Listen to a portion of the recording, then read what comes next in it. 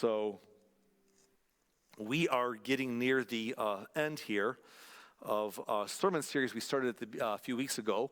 We've called it Structural Integrity. And as the picture reminds us, through the bridge and through the buildings there, the beautiful picture there, it reminds us that whenever something's built, the engineers who design it and build it know that it has to be built with structural integrity. In other words, it has to be able to do what it's supposed to do. Structural integrity is defined as the ability of a structure to withstand its intended load without fracture or due to fatigue or failure. So we want to have the structural integrity of something that's built to hold up.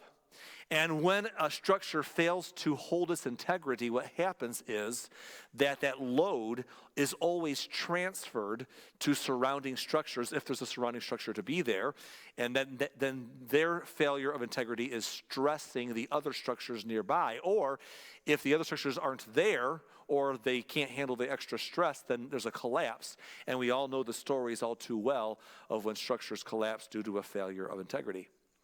And it works much the same way when it comes to our personal integrity. Now, we've talked about integrity and how it's basically doing the right and noble thing simply because it's the right and noble thing to do. But we've given you an official definition for this series, and this is the definition we're using for integrity. Integrity is doing what you ought to, even if it costs you. Doing what you ought to, even if it costs you. Now, here's the thing about integrity. Just like with structural integrity, is also true with personal integrity. That when we have a failure of personal integrity, our failure will always add stress to the persons around us. They're left to carry that stress of our integrity failures, right? Some of you grew up in a home where you know this too well. Perhaps you grew up in a home where you had a sibling, a brother or a sister that kind of was, they were a problem. They struggled. And because of their failures, the load was transferred, and to your mom and dad were kind of distracted by and consumed by helping them through their crisis, and weren't able to give you the attention, and you bore the load of someone else's failure of integrity. Or perhaps your failure of integrity caused that for somebody else. That's what happens when integrity fails, whether it's structural or personal. The load is always transferred, and it's always transferred to those who are closest to us, right? And so it's so important that we understand the importance of our integrity. Now, we've given you a theme verse for this whole series, and our verse is Proverbs 11 and verse 3, and it goes like this: the integrity of the upright guides them, but the unfaithful are destroyed by their duplicity. Now, we've talked about that verse a lot the last few weeks, so I won't go into all of it. I want to remind you just once more about that word upright. The idea is someone who is not bent over or crooked, that they're standing up straight, they're straightened up. When we're bent over, we're looking at what's right in front of us. We're looking at the immediate, we're looking at what's right here, right? And when we do that, well, then we're tempted to make decisions based upon now. What's going to benefit me now? What do I want to do now? What do I not want to do now? And because now is now, but we forget that later is longer. And when we're bent over, our appetites are engaged with the now, we can make bad decisions that could take us down bad paths. But those who are upright, those who are standing up straight and are able to take the long look, who realize that later is longer, who walk in integrity and make the decisions based upon what is right, well, that's who we want to be. That's who we want others around us in our nation and our communities to be. People of integrity. So we told the story last week that we're going to finish today, and I just want to give you just a little bit of review, because the story was about a young man named Daniel.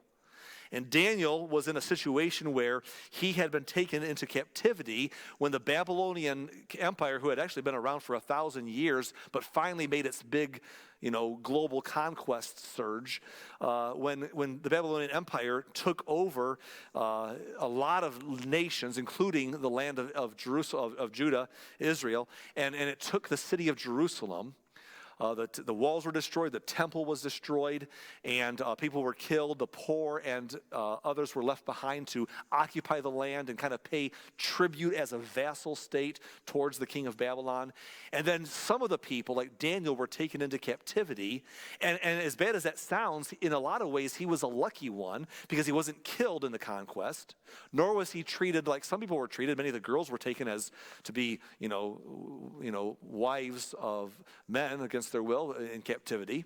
And then Daniel, here he is, a man who could have been put like others into the salt mines to work as a slave in the salt mines, or perhaps used as battle fodder in the front of the battles to take the shots first as they go to war with other people. But Daniel could have been put to work in manual labor where he could have just gotten hurt and then left behind to die because slaves are cheap when you're a conquering kingdom. But Daniel was given an opportunity that not everyone was receiving. Daniel and some of his friends and others were considered the best of the best. They were considered, they were handsome, bright. They just had that it factor. And the king's orders were whenever they go to these cities like Jerusalem to take the best and the brightest and bring them to Babylon, where they could there be groomed as teenagers. These are 13 to 17-year-old age kids, to be groomed to be adults who were educated in the ways of, and educated well and given a lot of knowledge and how things operate there in that kingdom.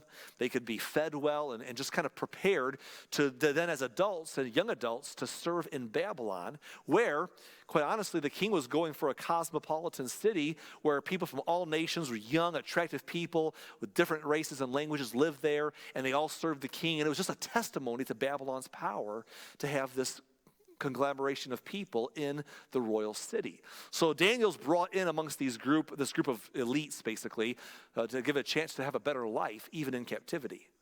And part of that package was that they were expected to, they were given a nice place to stay, which many folks didn't have. They were given a special diet. They were actually given food to eat from the king's menu. And it really had a kind of a sweet gig, the kind of thing where you'd be like, hey, Daniel, this whole thing's kind of bad, but you kind of got a good deal in a bad situation. Don't mess it up. But Daniel was going to mess it up, wasn't he? Because Daniel had some principles that he was living by. In fact, we picked up the story last week in Daniel 1, verse 8, where it says, but Daniel resolved not to defile himself with a royal food and wine. Now, we're not going to get into all the reasons why this is a thing. We discussed that last week already, didn't we? And if you missed that, you could go online and watch it or listen to it at our website, either way. But listen, Daniel made a decision that he was not going to dishonor his values as a follower of his God, Yahweh, and do something that would bring honor through the circumstances to the Babylonian false gods, which Daniel just took a principle.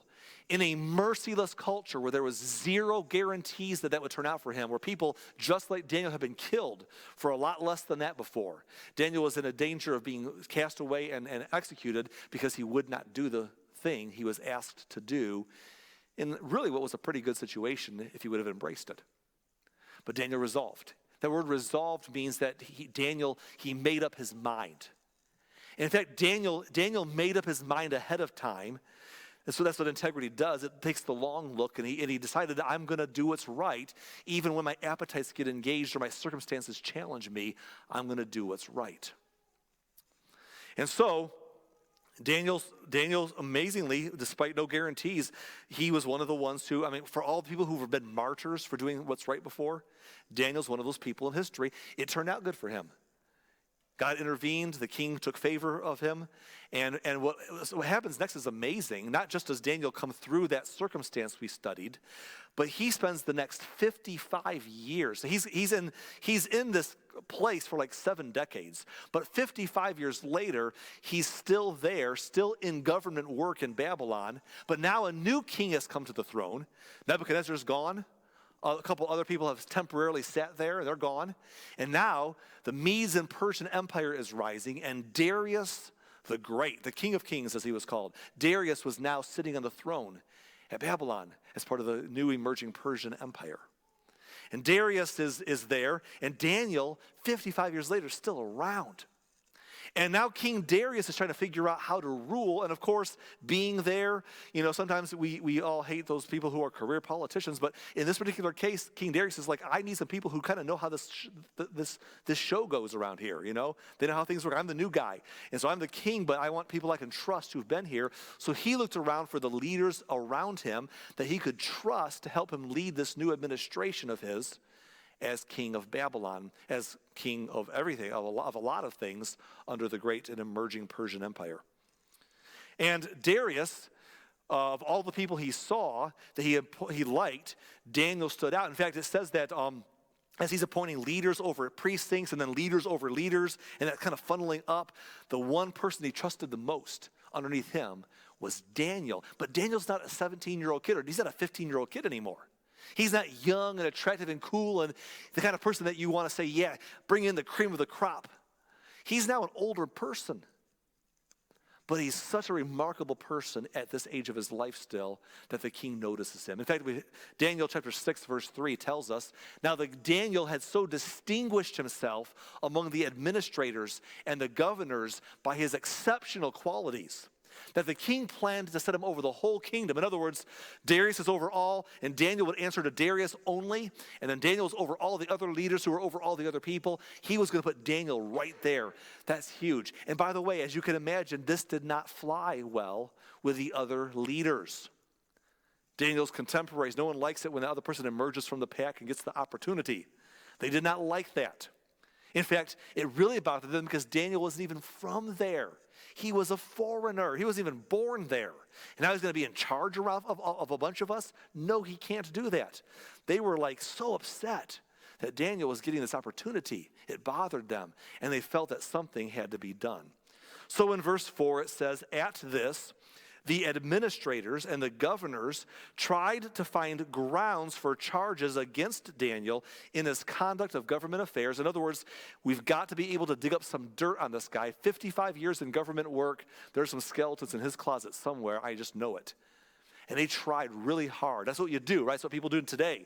You try to find dirt on the other party and make them look bad and make a big deal of it. And then you try to hide your own skeletons and minimize them if they're exposed, as if it's just a big conspiracy against you. And so everyone likes to play this game. And they're going to get Daniel tossed out because they want him out of there because he was a threat to them. And they didn't like him in charge. So they put their plans together. But it says, but they were unable to do so. They could find nothing on this guy. They could find no corruption in him because he was trustworthy and neither corrupt nor negligent. That's remarkable. Like how many of us could we pass that kind of scrutiny? But Daniel, they found no corruption. He was trustworthy, not corrupt, not negligent. It's amazing. And I said this last week. I'll say it real quick again. Daniel was that way at 70 because Daniel was already that way when he was 17. That when he was a young man, he made a decision in his life not to breach his integrity. Because remember, a breach of integrity leads to a second one, and a second one creates a pattern. And a young Daniel said, I'm not going to compromise a little thing like my food meal here, because later on it will be tested in bigger ways. And that's the secret. See, what happens along the way is we are tempted, you're tempted, I'm tempted to compromise on our integrity over things that we say, well, it's just a little thing. Just a little thing. And so we want to make a compromise that sometimes will lead to a bigger one later on and a bigger one later on, and we've created a pattern. But Daniel did the right thing young, and he kept at it, and here he was at 70 above reproach. That's amazing. It's an amazing story. Well, anyhow, these people are trying to get him buried, and they can't do it. So in verse 5, finally these men said, we will never find any basis for charges against this man Daniel unless it has something to do with the law of his God. In other words, the only way we can get Daniel in trouble is we notice that he's very zealous in his following God. If we can make it somehow illegal or somehow against the law to do his worship of his God, well, then we could get him in trouble because he prioritizes that. So that's our secret tool. So I'm going to read you a few verses of what happens next, then we'll talk about them. Verse number 6. So these administrators and satraps went as a group to the king and said, may King Darius live forever. The royal administrators, prefects, satraps, and advisors and governors have all agreed that the king should issue an edict and enforce the decree that anyone who prays to any god or human being during the next 30 days, except to you, your majesty, shall be thrown into the lion's den. And now let's back that up and talk about that. These guys get together and they go to the king with a plan. They get there and they're like, King Darius, live forever. Oh, man, you are the best. By the way, new hairstyle. I like what you're doing with it. We are your biggest fans, man. You are the best. We're the Darius fan club right here. And listen, we had this awesome idea that we should just make everyone appreciate how awesome you are. And so as your biggest fans, we have a proposal. Because, I mean, after all, you're the King of Kings. You're the man. So what we want to do is we just want to have a 30-day celebration. We want to have a big old, hoopla. We're going to call it 30 Days of Darius. We're just going to have a whole thing. It'll be floats and pony rides, and it's going to be a blast. And for the 30 days, we're going to ask everybody else that they don't do anything other than honor you, which means that just for 30 days, whatever their religious proclivities are in their practices, that no one asks anyone else for anything or prays to any deity or whatever they might do, just for 30 days, just in honor of you, that the only person we can ask things of or pray to or whatever that might be is you, just for 30 days, just as a reminder of how awesome you are, to kind of make you the center because, yay, Darius, we love you. And we feel like you got to put some muscle behind it. So if they don't do this, if someone doesn't follow this plan, we just think there ought to be consequences. And I don't know, we thought maybe they could be thrown into a lion's den, because why not? Now, when you read thrown into the lion's den, that seems a little bit weird to us. But you have to remember, these were brutal times. These are barbaric times. And the Babylonians had their own weird ideas. They just did. I mean, for example, there's a common thing during the Babylonian Empire that you can read about where when people were offensive to the king, if they wanted to make an example out of them, they would kill them, kill their families, and turn their house into a giant dunghill. How's that for a statement? I mean, why? I guess you're making a statement is what you're doing, They just had these things that they would do, right? So, and it was not original with Babylon. The Egyptians were that way. The world was that way. Before there was Babylon, there was Assyria. You know what the Assyrians would do to their worst enemies? They would impale them on a stick, flay their skin, and leave them to die, to scare anyone off of crossing them ever again. The Romans sometime after them, after the Grecians and others, the Romans would crucify you on a cross so that you would know never to cross the Roman Empire. This is not unlike the times. And apparently one of the things they would do in those days was the lion's den, like keep a den of lions. And if someone crosses us the wrong way, they're not just going to die. They're going to die this way because this kind of death will make everyone else sit up and pay attention and say, don't mess with these people. So as the Persian Empire is beginning, as Darius the Mede is on the throne, they decided, let's make a celebration for 30 days, only to pray to you, only to honor you. It's 30 days of Darius, woo! And anyone who does not follow through, we'll just toss them into the lion's den, because for 30 days, just only this little bit of time, it's your show. But that wasn't far enough for them. They were afraid that they had to kind of tie him down to his own decision. So in verse 8 it says, now your majesty, issue the decree and put it in writing so that it cannot be altered, in accordance with the law of the Medes and Persians, which cannot be repealed. This is a very important thing to understand. Like, how can the king sign a law that he can't unsign? But you have to understand something, that the Medes and Persians, you see those two names together, this was a union of sorts. This is a combining of superpowers, of powers to form a superpower.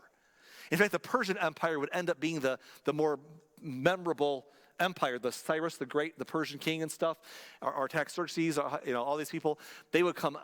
So Darius is part of this as the Medes. But there's a whole lot more going on than just Darius and the grand scheme of things. And part of this conglomeration of superpower, of powers to become a superpower, there had to be some kind of a code that they were obliged to keep that reigned over them, that if certain things were done, they're upholding to follow.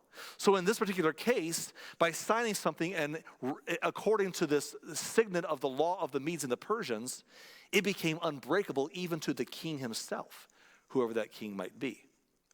And these guys are like, hey, king, we want this to be the real celebration. So we want you to sign this law. And as I read that, you might be thinking, why was this such a big deal to sign it in accordance with the law that cannot be repealed of the Medes and the Persians? Why is that such a big deal? I don't know. Kings did weird stuff sometimes, let's be honest. Okay? How many times in Scripture alone do we read the story of some king looking at some beautiful woman and saying, I'll give you whatever you want, up to half the kingdom. Now that's a guy talking right there, isn't it? I'll give you whatever you want, maybe up to half the kingdom. It's like, really? Up to half the kingdom? Do you really mean that? If anyone ever tried to actually claim that, what would happen to them? Okay, I'll take half the kingdom. Oh, that was a figure of speech. Wait a minute now. I wasn't in my right mind. I was just caught up in the moment. I mean, what do you do, you know? So, but for some reason, sometimes they just went over the top.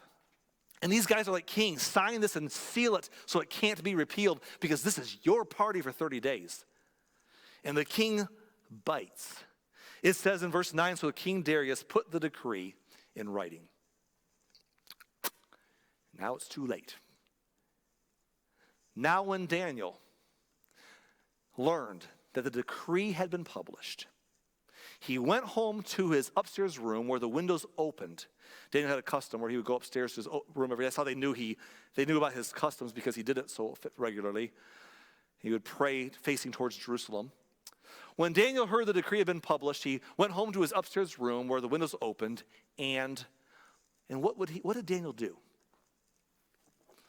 What would you do? What would I do in that moment if we were in Daniel's shoes? Do you kind of just keep the windows closed? Keeping the mosquitoes out, Lord, but I can still pray, Or do you open the windows, but you kind of just like, kind of pretend, kind of act like you're not really praying. Like, oh, is there a bird up there, Lord? I'm talking to you, God. You know what I'm talking, You kind of like when you're young and you're growing up in a home that they pray at the table for dinner, and you go to a restaurant and you're like embarrassed because you're getting older and you're like, oh, I'm not going to do this. Or I've seen people, who thought they were supposed to pray for their food. And they feel awkward, so then they okay, drop the napkin. Oh, Lord, bless the food in Jesus' name, amen. What? I don't even know what's going on here. I got to low-key fly under the radar. What do you, if you're Daniel, do you just kind of pretend to pray? Do you kind of just say, well, God, you know my heart. There's a lot on the line here. What do we do in a moment like that? What do you do when you are certain that doing the right thing will cost you? We said that earlier, integrity is doing what you ought to even if it costs you. But in our series so far, we're implying that it might cost you. Some of us were thinking, well, it might cost me at my job. It might cost me my promotion. It might cost me some money. It might cost me that friendship, or it might cost me some status in someone's eyes.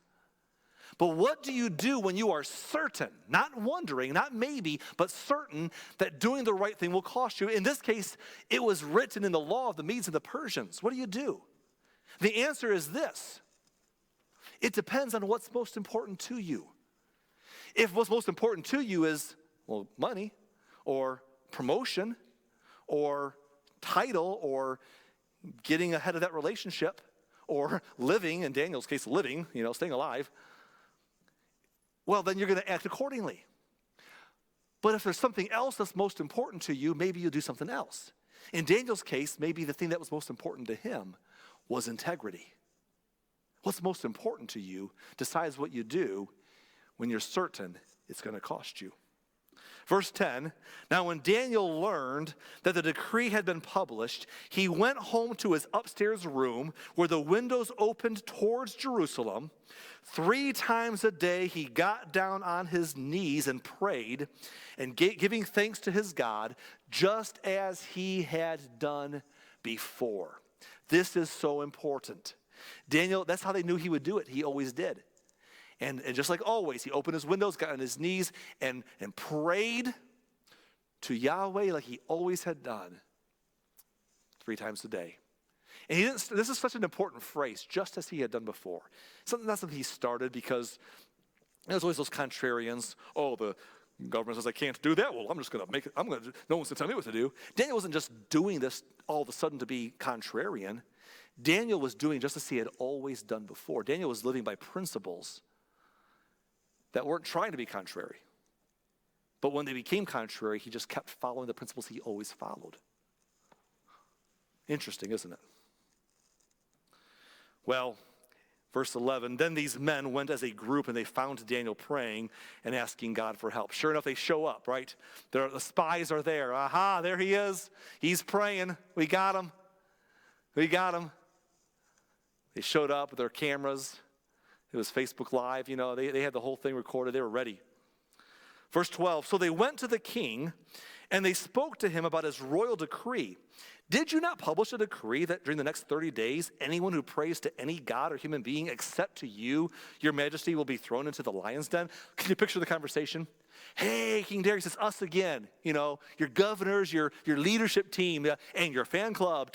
By the way, I love how you groomed your beard today. It looks so good. What'd you do? I need to get that kind of oil. And anyhow, why are we here? Oh, I know why we're here. Just by the way, King, wouldn't believe this, but today, question, didn't you sign a paper? What did he sign a paper? Yeah, you signed something, didn't you? Fellas, what did he sign? Oh, yeah, it was that thing about no one could pray to any other deity or except for you for 30 days. Well, didn't he sign that, fellas? Yeah, it was by the law of the Medes and the Persians. Yeah, that's what it was. Didn't you do that? And wasn't the consequence a lion's den? Oh, king, live forever. You're awesome. And the king's like, yeah, okay. What's your point? What are you getting at? Like, well, you see, Daniel. You know Daniel. Verse 13. Daniel, one of the exiles from Judah, pays no attention to you, your majesty, or to the decree you put in writing. In other words, Daniel's not even around here. One of these exiles that for some reason, he's still around here, and some people like him a lot.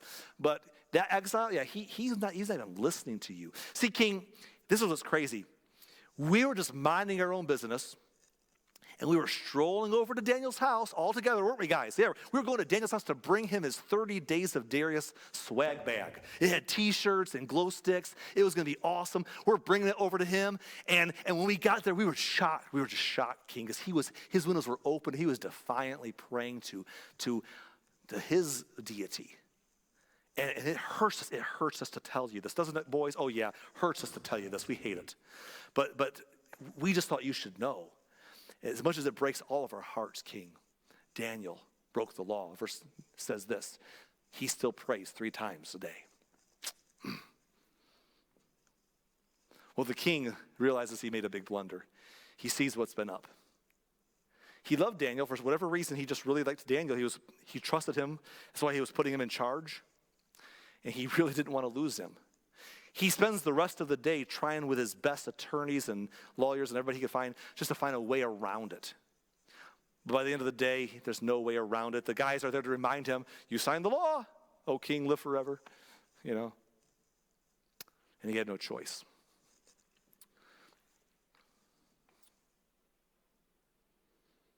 Verse 16, so the king gave the order. They brought Daniel and they threw him into the lion's den. Then the king said, Daniel, may your God whom you serve continually. Daniel, may your God whom you serve. By the way, that's the problem right there, isn't it, Daniel? That's what got you into trouble in the first place. You serve him continually. You didn't stop even this once. Daniel, may the God whom you serve continually, may he rescue you as they throw him into this den of lions. And a stone was brought and placed over the mouth of the den. And this is hard for the king. The king returns to his palace and spends the night without eating, without entertainment, being brought to him, and he could not sleep. He's like, don't bring me food, I'm not hungry. King, you need to eat. No, can't eat. I can't even stomach food. Send away I don't need to see the jester or the mime or whatever else. Just keep the entertainment away. I'm just miserable. I'm sick to my stomach. No Netflix. He's just walking back. He can't even sleep. He's pacing the floor in his room. He's like, 30 Days of Darius, 30 Days of Darius. Can't believe I fell for that nonsense. I mean, what's he going to do?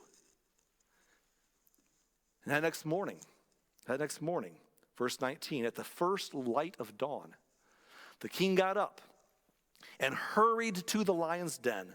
When he came near the den, he called to Daniel in an anguished voice. Notice that anguish. He's just like, he's unslept, he's unfed, he's anguished, he's upset. And it's almost like he just knows it's over, but he just wants to come pay the respects. He just needs to just do this. He's like, cries out in an anguished voice. And here's what he says. Daniel, servant of the living God, has your God, whom you serve continually, been able to rescue you from the lions? Now, this is the part where those of us who were raised around the stories of the Bible want to say, yeah, tell the next part, get to the good stuff.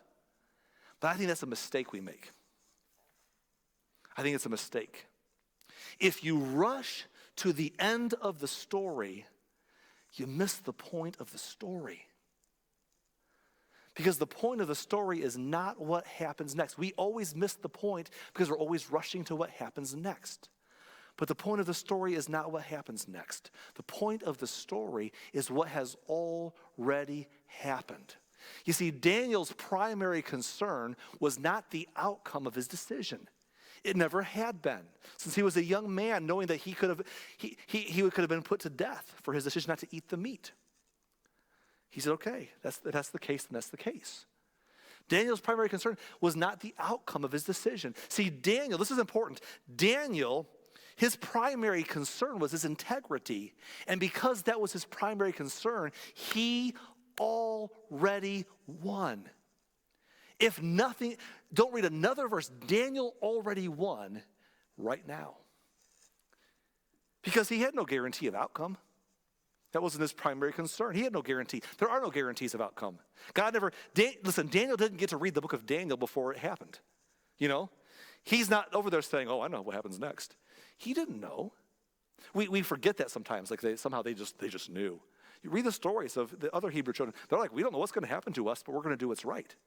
He didn't know how it would turn out. It did not always turn out well for many people. Many people were martyrs for doing right. Daniel had no guarantees. By the way, neither do you.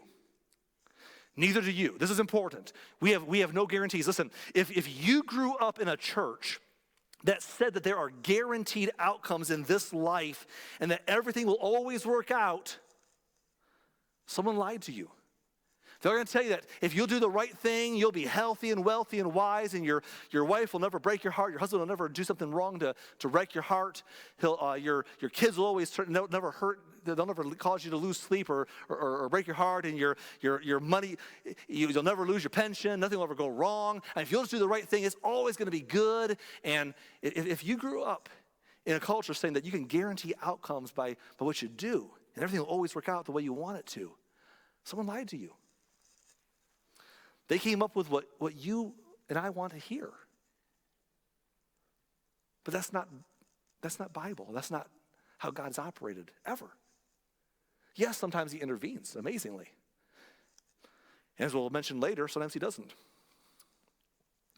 In the way that we might want him to. But he always comes through in his way, in his time, just not ours. So what's your win? What's your win in life? Well, getting the promotion, proving my critics wrong, getting ahead, survival, being left alone. I don't know. What's your win? Here's the thing. If you can decide that your win is something that no one can take away from you, you're on a good track. Because people can take a lot of things away from you. They can take your life in this world. They can take your life. They can take your stuff. The government can, people can, enemies. Things can happen. But you know what's something that no one could ever take away from you? They can never take away from you what you choose to do. What you do. It could be like, people in history like William Wallace that they celebrated in the movie Braveheart, or someone like that who just, as he's being killed for his cause, he yells out freedom, right? Because you can take my life, but you can't take away my cause. You can't take away who I am. People can never take away from you. They can take everything from you, but they can't stop you from being true to who you are and what you choose to do. That's on you. You can live and die with that. What's your win? When we give up or trade our integrity for something else, here's the problem. When we do that, it's a lose-lose. We trade our integrity, so we lost that. And what we gain by trading our integrity is always temporal. What we gain by trading our integrity is something that will go away. The money will be spent. The life, if we survive longer, we'll still die someday. Everything we trade our integrity for in the end is gone. We lose that and we lost our integrity. It's a lose-lose situation. There's no win there, right? But Daniel didn't lose anything, no matter what the outcome was. Daniel won before he knew the outcome. Daniel won if the lions would have torn him to shreds limb from limb. Daniel won. Already, it was a done deal. He won before he knew the outcome because Daniel's win was not the outcome. Because Daniel understood something that we forget, I think. Who is it that controls outcomes anyway? You know, Daniel's been around for a few decades now. Daniel's like, when I was a young man, Nebuchadnezzar was king. And Nebuchadnezzar thought that he controlled outcomes. But guess what? Nebuchadnezzar's dead and gone. And now Darius is here, and Darius thinks that he controls outcomes. But he'll be gone one day. And I might think that I control outcomes, but I'll be gone one day. Daniel says, you know who controls outcomes? God is in control of the outcomes, not me, not a king, not anybody. God is in control. That's his category, not mine. Who controls outcomes in your life? Do we think that it's that boss or it's that person that we're afraid of or that person that we want to win over? They control the outcomes. Do we control our own outcomes because we manipulate our own circumstances? Who controls outcomes? It's never us. When we resign to that idea, see, Daniel knew that he won before he knew the outcome. Because in the end, it all pays off. In the end, right prevails. It just might not look the way we chose for it to look. It might not look like a win for us in the moment.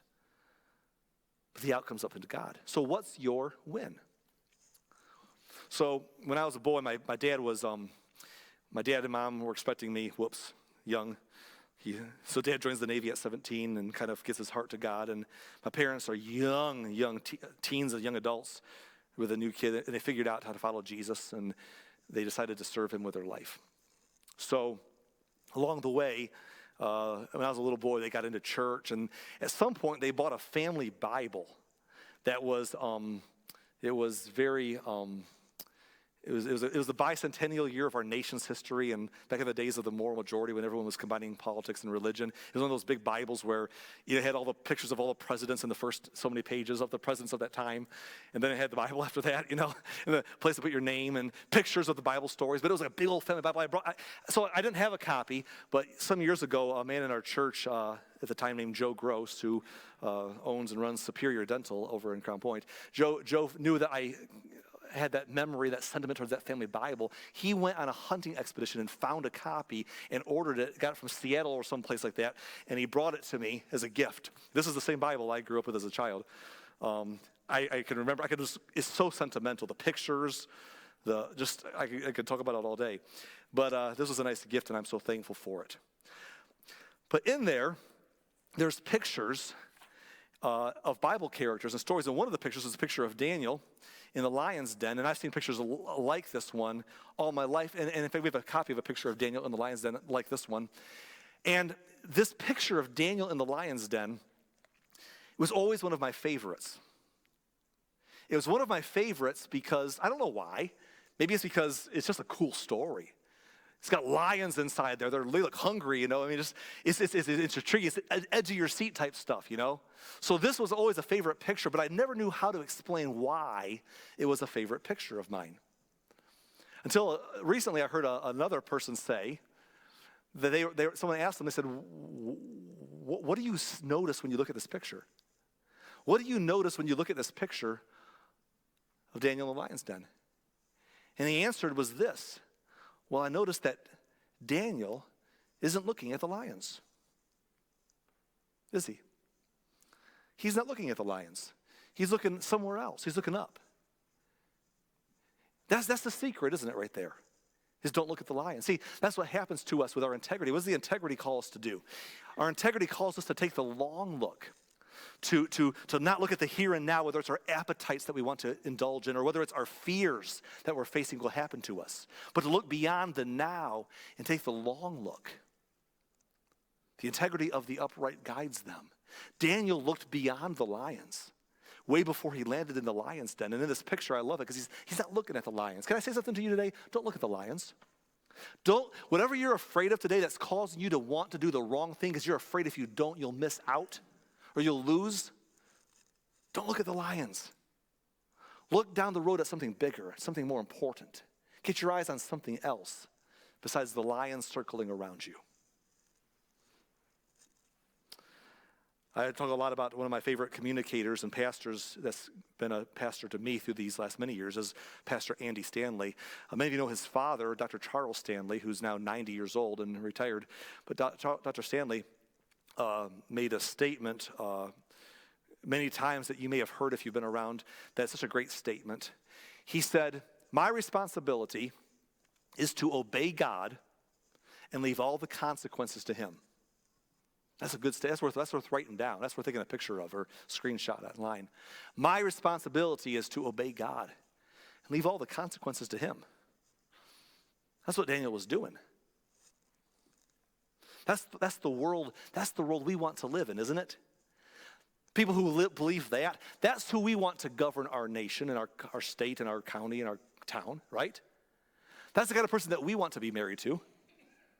That's the kind of person we want to hire to work for our company or we want to work for. That's the kind of person we want to date our children. Someone who has integrity, who says, my responsibility is to obey God and leave all the consequences up to him. Do we? Are we people of integrity? Let's go back to our story. Daniel 6, verse 20. Daniel, servant of the living God, has your God whom you serve continually been able to rescue you from the lions? Verse 21, Daniel answered, may the king live forever. My God sent his angel, and he shut the mouths of the lions. They have not hurt me, because I was found innocent in his sight. No, and this is important, nor have I done any wrong before you, your majesty. In other words, he said, I'm not just right before God, I'm right towards you. He's not playing that old game that some professing Christians play of saying, I mistreat people, I mistreat whoever, but I'm right with God. Me and God are good. I might mistreat my spouse, I might mistreat other people, but I'm good with God. You don't know. Me and God are good. He was like, I've been right with God, but I've been right towards you. I've been right in my dealings. I've been right in my integrity towards each other, O king. And he lived. And he survived, and the lions' mouths were shut. Hey, let me ask you a question. Will God intervene and do this for you in your circumstance that you're facing right now? Whatever you're facing, will God intervene and do this for you in your circumstance? Here's a better question. Does it matter? Does it really matter? Well, it matters to me. Yeah, I want to live. I want to get ahead. I want to do whatever. Does it really matter? Is that really the outcome that we're living for? Is that what's most important to us? Is that why we do what's right? To try and guarantee our own outcomes? Listen, when it comes to following the Lord, being a Jesus follower is all about, following means we stop bargaining. It means we stop bargaining. We stop going to the table and saying, well, God, I'll tell you what, I'll do this as long as you promise me health, wealth, and prosperity, then I'm in. Listen, if your integrity is a means to a happily ever after ending, that is not integrity. That's something else. In fact, let me just get more pointed to Jesus followers here as Christians, okay? Christians, if the outcome of a decision matters more to you than doing the will of your heavenly Father, if the outcome of the decision that you're facing, if the outcome matters more to you than just doing the will of your heavenly Father, you're not following. You're not a follower. You're a user. I'm a user when I do that. We're using him. Then a lot of that, and by the way, this is why I think it's such a huge failure of cultural Christianity in the West today. Because for a long time in the wealth and the prosperity of our nation, a lot of people figured out a long time ago to use God as a means for personal prosperity. And then all of a sudden what happens is this, and it's easy to get caught up. You got a good communicator with the right personality, promising the right stuff, and it sounds good with a few cute stories to tell. We want to believe that if I just name it and claim it and believe it and I'm positive, it always turns out the way I want it to. The danger is this: it might work for a while, but at some point in life, the people, when all of a sudden they followed God and their wife still left them, their husband still divorced them, their child still ended up in jail, their pension still dried up. Something happened, and they were doing what was right, and something happened that they didn't want to happen. Also, like, well, I guess that was all, following God was all a farce. If following God was for those ends, then at some point you walk away. People have washed up Christianity because the idea of following God was a bargaining club. That I get outcomes in this broken, sinful world. That he'll do it, I can manipulate him to do what I want him to do if I follow him. But following means we stop bargaining. What if God's will is something bigger than just your immediate pleasure or your desired outcome? What if a grander story is being written and a grander good is being done? Let's read the rest of the story, and then I'll say a little bit more and we'll be done. Daniel 6:24. So what happens next is the king is now freed from following the law he made. Now he's going to get revenge because he knows who put him up to this. So at the king's command, the men who had falsely accused Daniel were brought in and thrown into the lion's den along with their wives and children. That seems barbaric, but remember, Darius was not a Jesus follower or God follower or Yahweh follower. He was just a savage, brutal king that's just how it went back then. That's just how it worked. He just said, I'm taking the whole families and throwing them in that lion's den. And before they reached the floor of the den, the lions overpowered them and crushed all their bones. It's brutal, but it's just the way the world worked. We read a story like this and we're like, yeah, good triumphs and bad is defeated and good wins and the enemies are crushed beneath them. That's the win, is it? Let me ask you again, what's your win? Listen, let me just please hear what I'm saying. I want you to have a faith that will endure. What's your faith in? What's your win? If the win is that your enemies are destroyed and you prevail, then here's my question for you. Does that mean that John the Baptist lost? Remember the story of John the Baptist, right? He preached the kingdom, and one of the things he said was it was wrong for Herod to be with his sister, his brother's wife, Herodias. They were having an affair, and it was public, and they threw him in jail. And eventually, he didn't get out of jail. Herodias wanted him killed, but Herod said no. But eventually, she did the whole, used her daughter to, he makes one of those dumb half the kingdom promises, and next thing you know, John the Baptist, his head is cut off, put on a platter, and laid at Herodias' feet. Did John the Baptist not win? Did Herodias win? Is she the winner? Well, I guess it depends on what your win is. If that's your win, then that's the win. But here's the thing about Herodias. She died someday too. And there's life after this. And there's greater good. Who really won? What's the win? What was the win for John? What's the win for Daniel? He survived the lion's den. Daniel eventually died too. There's something bigger at play than just living and dying and winning and your enemies going before you go or you getting the upper hand or the promotion of the stuff. What's the better win? I want to propose today that your integrity should be the win. No one can take away from you what you do.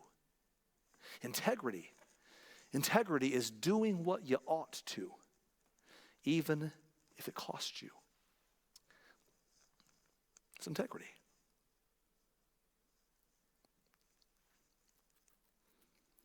And I don't know about you, but when you do, I do know about you. When you and I do what we ought to, even if it costs you, you are perhaps on the precipice of one of those powerful now God moments where God steps in and does the kind of stuff that legends are made of. Or not. Maybe he has a plan that doesn't involve you winning, but maybe you paying a price and the kingdom advancing, or greater good being done, or someone else being stirred to follow him through your martyr's flame. Do you see what I'm saying? God takes those moments and big things happen for the greater story. And we stand before God someday forever and we find out that we lived for a purpose. We did the right thing. It matters. And regardless of outcome, when we do that, you have a story that's worth telling, and it's worth writing down, and it's worth repeating, it's worth passing on to your generations to follow you. and to the people that you do life with. And that's the win. That's the win. You know one way we know that that's the win? We know that's the win because that's the kind of world we want to live in. A world full of people who live that way. So let us as Jesus followers be the kind of people we want the world to be full of. Let's be people of integrity.